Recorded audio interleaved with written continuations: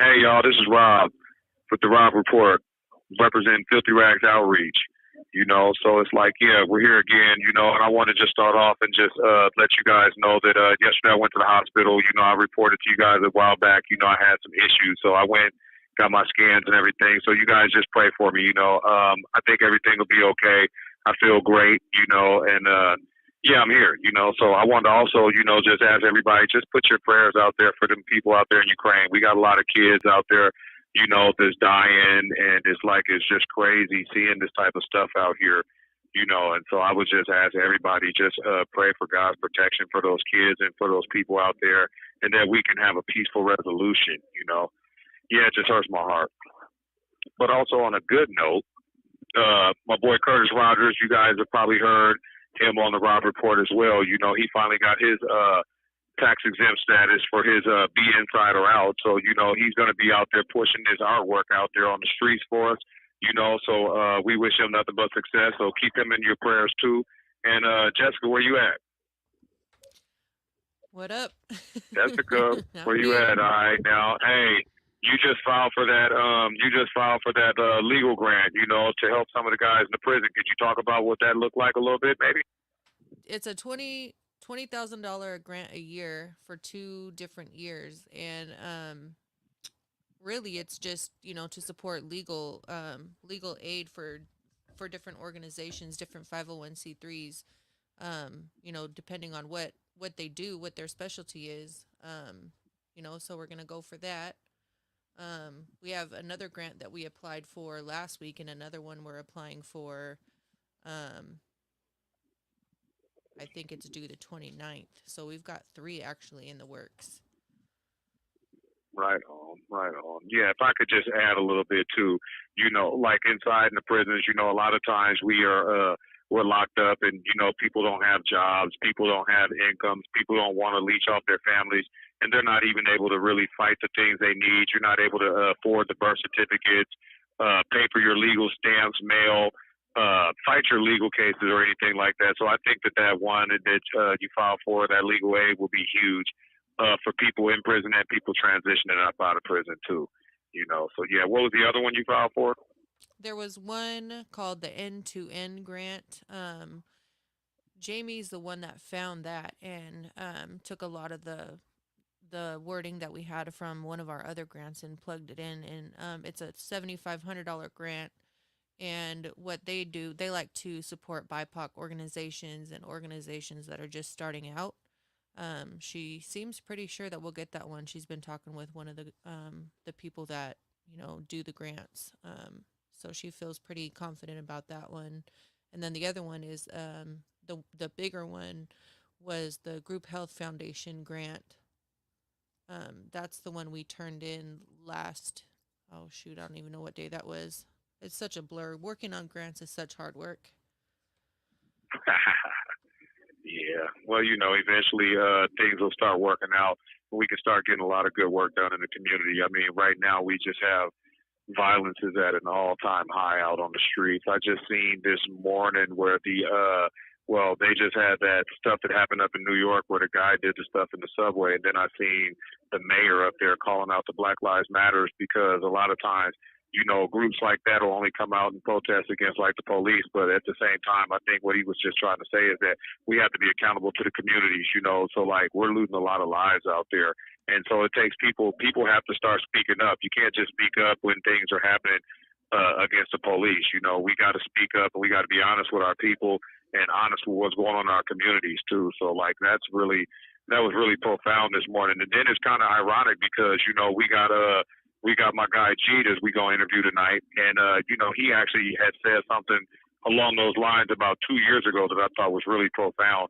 So we're gonna talk to him in just a second. It's about that time too, so he should be going in any second. Anything else you got on the table, Jessica? No, we're looking for a space to have an office. If anybody has an office that we could use maybe once or twice a week, that would be great. Anywhere from Seattle, Tacoma. But G's actually on the line, so let me bring him in. Hello? G, what up? What's happening with it, bro? Oh, it's good, man. Hey, check it out real quick. I just wanted to let you know that we podcasting, right? And we basically just trying to educate, the people out there, let people see that we in the prisons we can change our lives around, change those narratives, but at the same time we want some of the kids to be able to learn from us too. Yeah. So it's really good to have you on the line. You know what I'm saying? Because you've been doing this for a while, and you coming out of California. So I just wanted you to just kind of just introduce yourself real quick. Well, my name is G. That's what I go by. It used to be lengthened as gangster, but I had to cut that whole life short. So I cut the whole name short, and that's where I came down to the G. And so now I kind of function as a more of a positive push. I started it off negative like most of us do. Just doing what we thought was lined up for us. We thought that was the right thing to do, so that's what we got in line to do. I did all of that.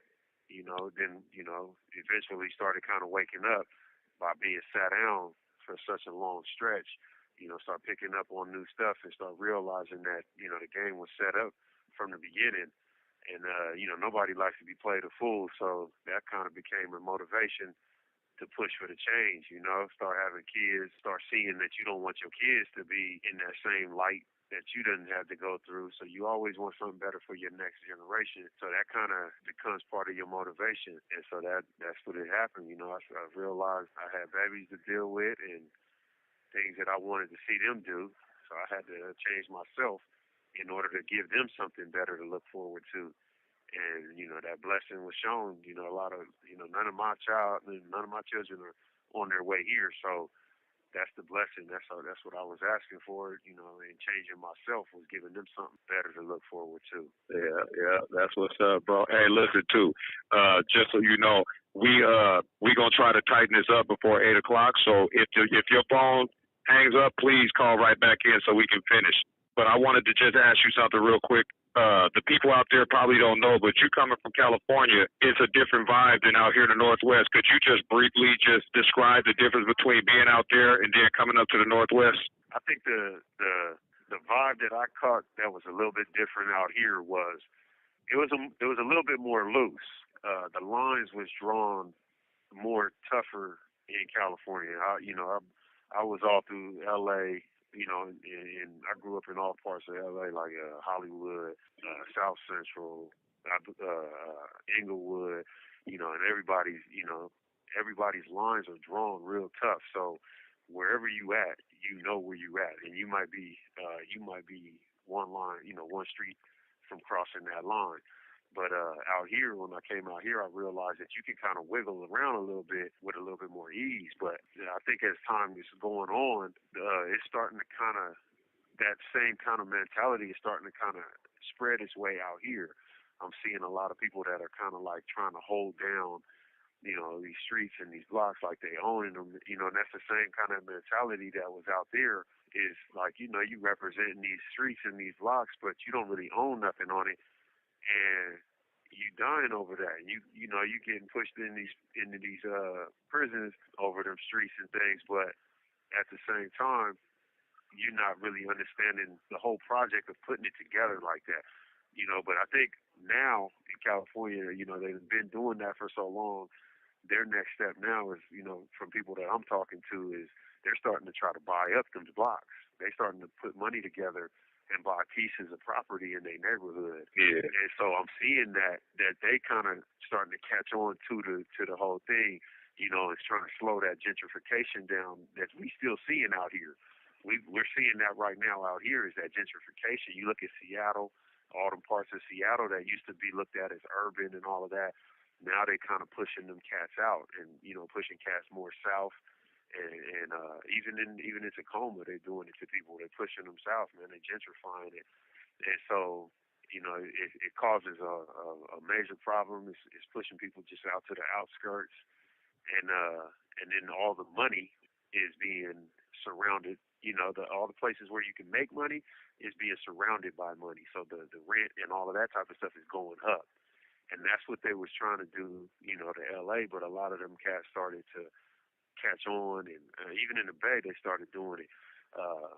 People started putting their money together, pooling their money so that they own something, so when they come in trying to buy up stuff, we still there. You know, we own some of the stores, we own some of the properties, and so you can rent from us, but you ain't about to buy this from us and then take it and turn it into something that that you want it to be. I done put my blood and sweat into it, so now we gonna keep it here. We gonna keep it, and when it get good, we gonna still be a part of it. Right, right, for sure. Like Nip, that's what, like, when Nip left, that really hurt me, right? Like, bad, because I'm like, bro, he had it, honest. He had that old spirit, and they took him. That hurt me bad. Yeah, I wanted to ask you too, man. You know what I seen? What's that? No, go ahead, do your thing. What was you saying? Well, when I seen with the Nip situation was that you got to. It's even like when we trying to do things like this at that same thing. It's a very fine line that we have to stand on to maintain out of the streets. You know what I mean? So you can't have street politics at the same time you still trying to pull them out of the streets. You have to let them know that you have to cross all the way over. You can't have 1 foot in, 1 foot out, because that's where a problem will start. You know what I mean? You can't, because you can't live peaceful if you still got a foot in the streets. Right, right. I like that too, man. That's that. Yeah, because I be telling cats that too, man. You got to be both in or both out. You can't be right in the middle. Yeah, you're right about that. So yeah, I wanted to ask you, like, being out here, I know you see it a little bit different, because a lot of times we're out here and we're locked up with, like, the same cats that we might have committed a crime against, and because of, like, our color, our culture, we end up coexisting in this environment, and it seems to me like that's a bit counterproductive. You know what I'm saying? And so, like, I just wanted to know, like, what's your view? Oh yeah, that's most definitely. It can be productive once cats, if cats get into using that same mentality that we end up having to adjust to once we come up in here when they step back out. If they learn how to stand on their own too and really stand for what they know is right, then when they get back out of here, they able to kind of spread that same understanding to cats. Like, look, man, what you're doing is pretty much a waste of time, because the same people that you bumping heads with are gonna be the ones that you're gonna have to break bread with when you get sat down in there.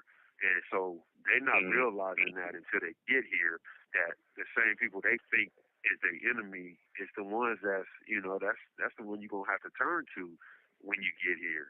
And so when cats getting out of here, they have to kind of wake people up to that. Because if we can create a network of people to understanding that, then you can get way more. You can get way further. You know what I mean? It goes right back to that. Start owning the stuff you think you fighting for. These numbers that you putting on yourself, and these names and these streets that you putting on yourself. Start owning some of it. You know what I mean? And it'd be easy to become an owner of it if y'all working together. If y'all understanding that we ain't got to be tearing it up. We got to work together in here the same way we got, and that's the same way we got to have them understand that they got to work out there together in order to get forward. Right, for sure. I definitely agree with that. And like, we trying to educate people too, man. And a lot of times, and we're doing a great job of that, but a lot of times people think, like, when they think of gangs, they only think of, like, blacks and Mexicans, right? But we know that it's deeper than that. Like, even with you, you're black and Tongan, right? Yeah. Right. And so, like, we have Samoans, black, Tongans, Asians, and all that. Can you kind of just lay out a little bit of the demographics so people understand it's not just black and Mexicans? Oh yeah, no.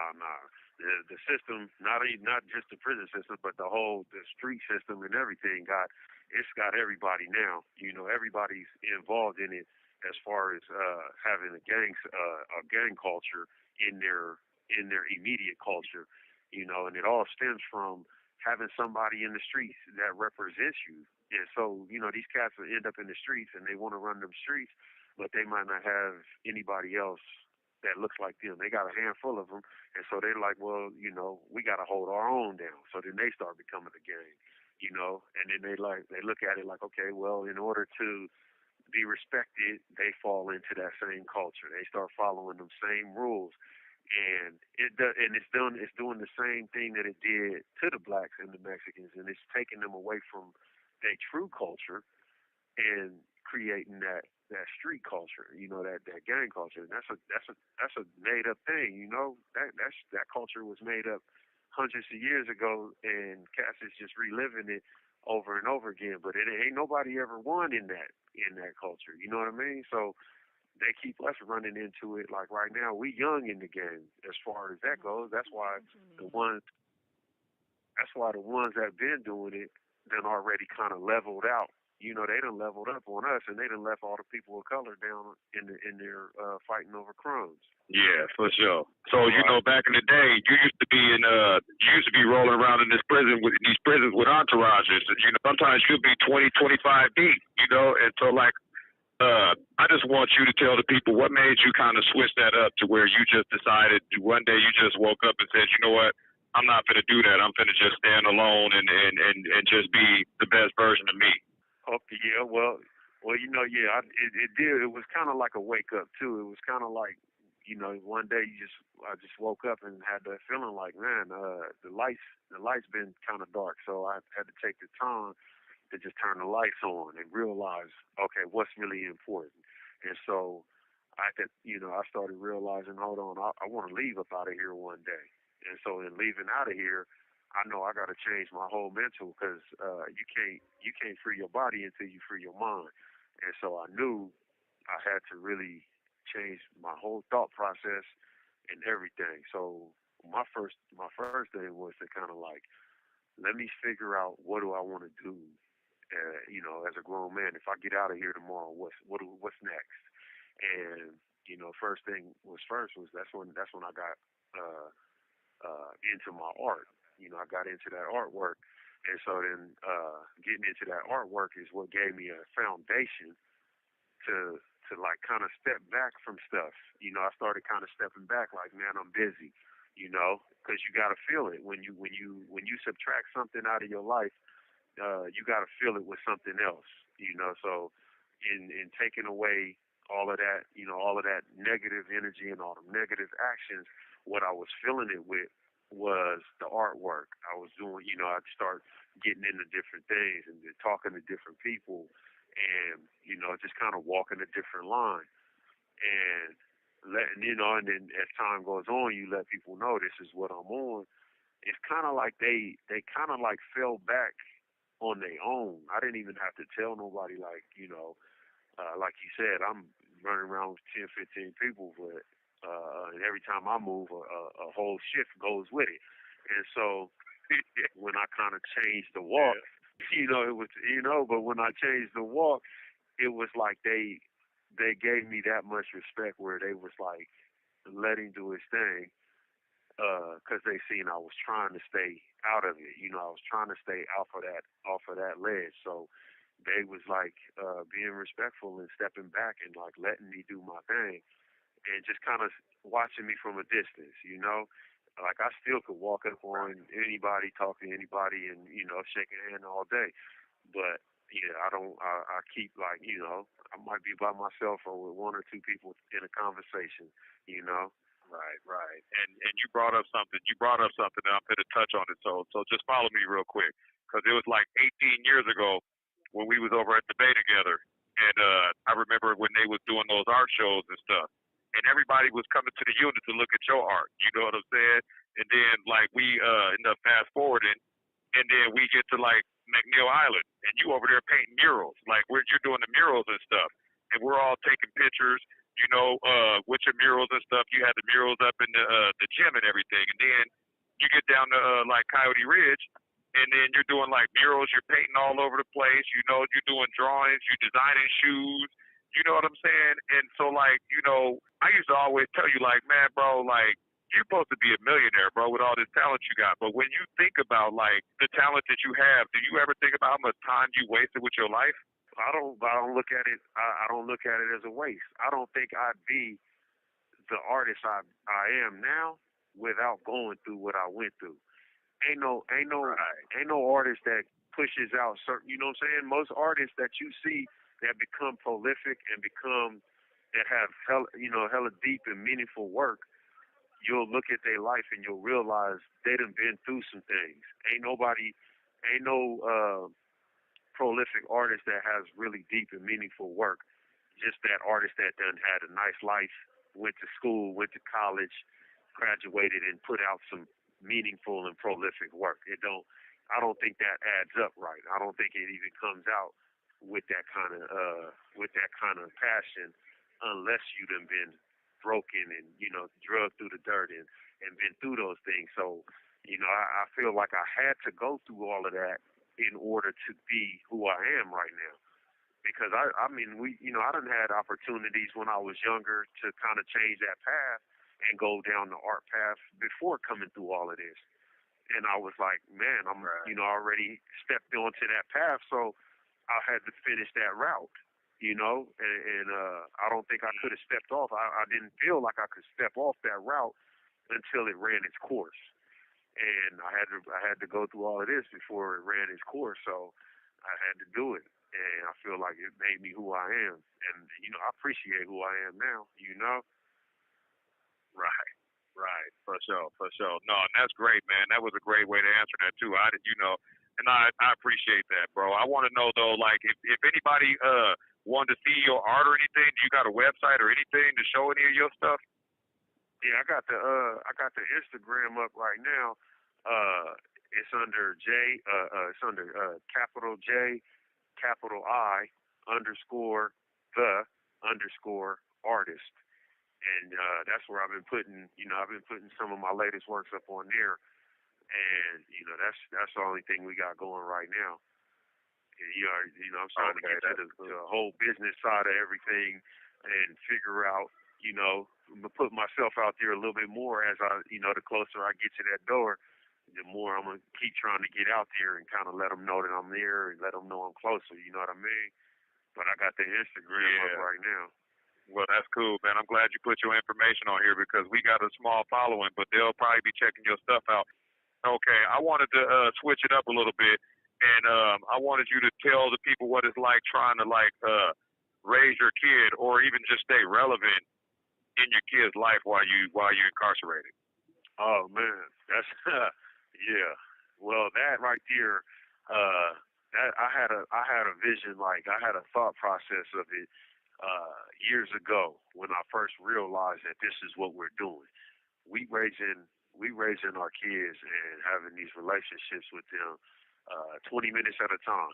You see how these phones get cut off every 20 minutes. So that costs money. And so we gotta budget this type of money. We can't be putting that much of a strain on them, or their parents. You know what I'm saying? Our children's parents or children's moms and stuff like that. So we can't be putting extra strain on them.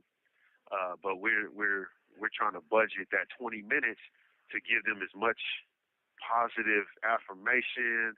We trying to push them in the right direction as far as education, trying to give them an understanding of who we are, or and the reason why we in the situation we in. And so it's a lot that goes into it. Kids is smarter than people give them credit for because they do it real simple. And so if you keep it simple with them and just stay truthful with them, it's usually usually a easy thing to kind of navigate through because they're gonna tell you what they want. It's really easy if you keep that conversation line open, you keep that communication line open with them, they'll speak to you. And so I learned a lot in being a father through this system, and I think it makes you more appreciative. I mean, I've even seen people come in here and kind of be stuck at the conversations or at the relationship that I got with my kids that they didn't even have with their kids being out there. Like they're like, man, when they stop and think about it, they're like, man, I don't even talk to my child for 20 minutes a week, and we kind of set these dates like, man, I'm gonna call you every 2 weeks. I'm gonna call you like twice a week, and in those 20 minutes that we get with them, we really try to get as much as possible, So then you get some visits every now and then. Hopefully, you can get good visit times and all of that to kind of get that quality time. But that's not even the majority of us in here that are fathering that have that action, And I didn't have that action for years, in all these years, I didn't really have that much action. My daughter was born while I was in the county, and I probably spent, we talk on a regular, but I lost probably 4 or 5 years, just I lost contact with her for like 4 or 5 years between the age of like 4 and 9. She was gone. I didn't talk to her mom and none of that for like 4 or 5 years. So when she got back up to me, when we got back together, since then, every week I'm talking to her every week. I've been speaking with her. Been blessed to be able to have her come visit and get time with her and really kind of install who I am as a man and who I look for her to be. The kind of person I would like to see her be. And it's a blessing though that they listen to it, because they're not guaranteed to listen to what you're giving them, because they might feel some kind of way that you ain't there. So I used to always be thankful to my daughter and be like, man, check this out. I appreciate you that you even give me the chance, and I let them know that they appreciate it for even forgiving me. That's because that's the love right there. When they forgiving you, that's them loving you. And so I always let her know how much that was appreciated.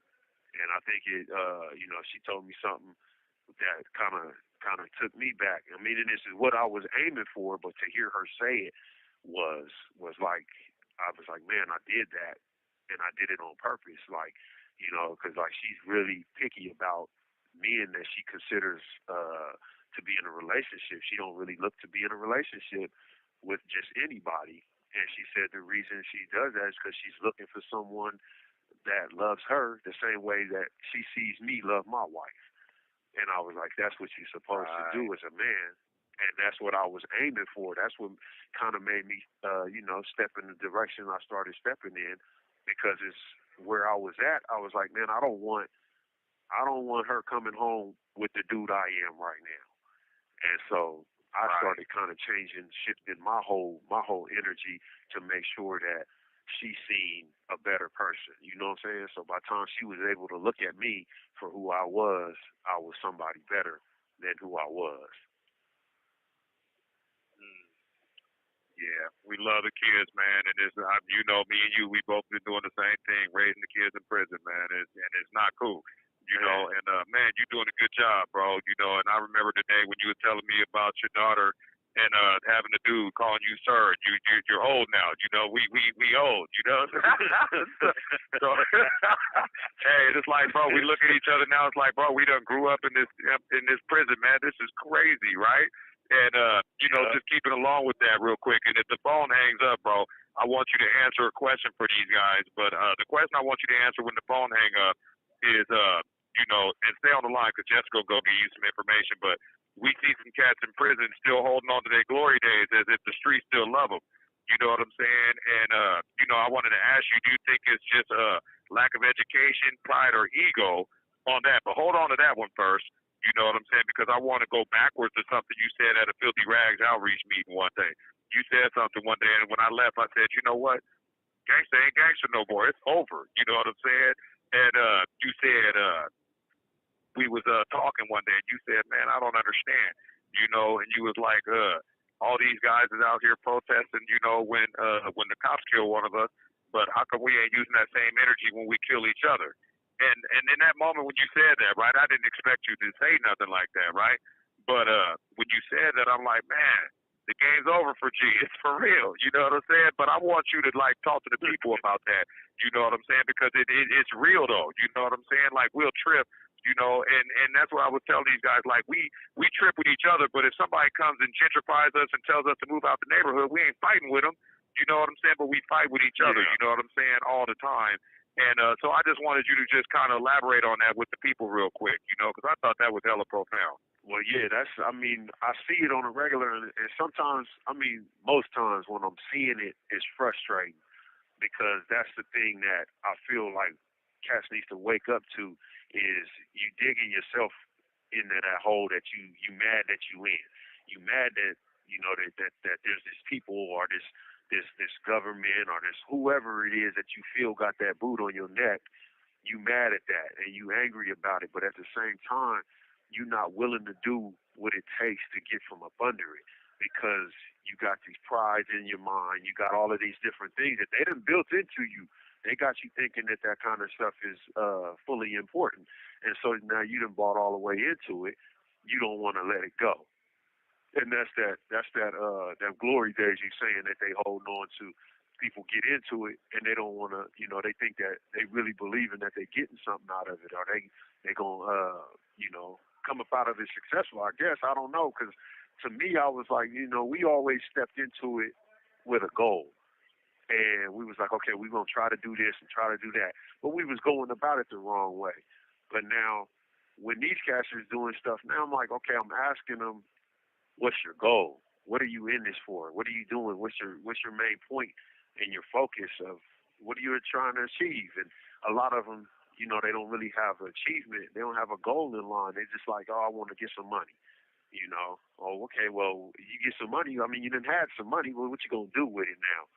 And and they're feeding off of each other, and it just don't never, you know, that's a cold cycle that they kind of embedded in us. You know, they don't even understand that done been embedded in us since way back 300-400 years before, to kind of use each other to climb up. It's the crabs in the bucket syndrome.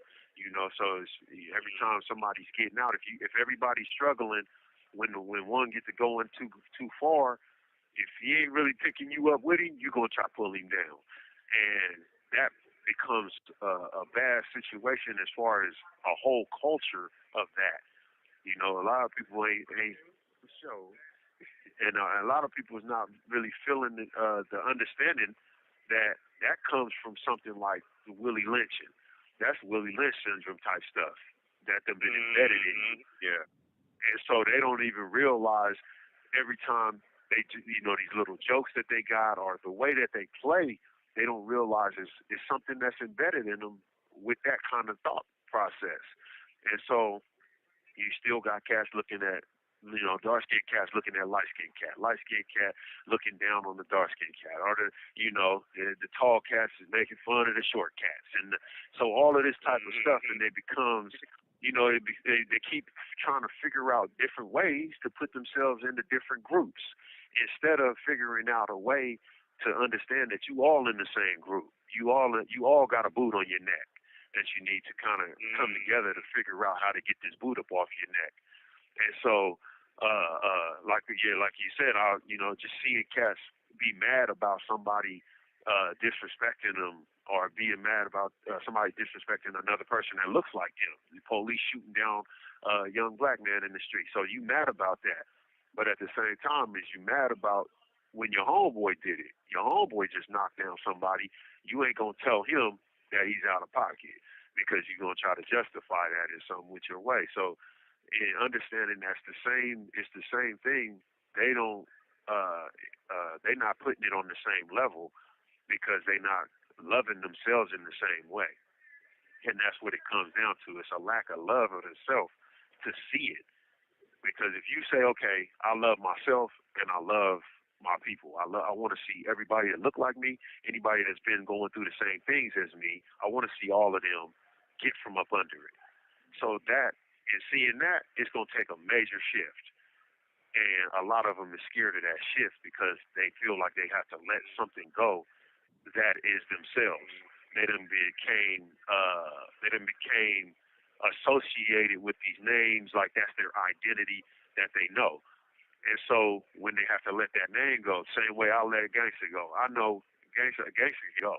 That shit can be over with. And so I feel like once it's gone, you know what I'm saying? Once it's gone, it's nothing for me to rebuild something else in a better way. If I built that, right, and I could build something else. I don't have to hold on to that and think that just because I put 20, 30 years into that I can't make something else. You know what I'm saying? So I knew that I could make something else and make it better.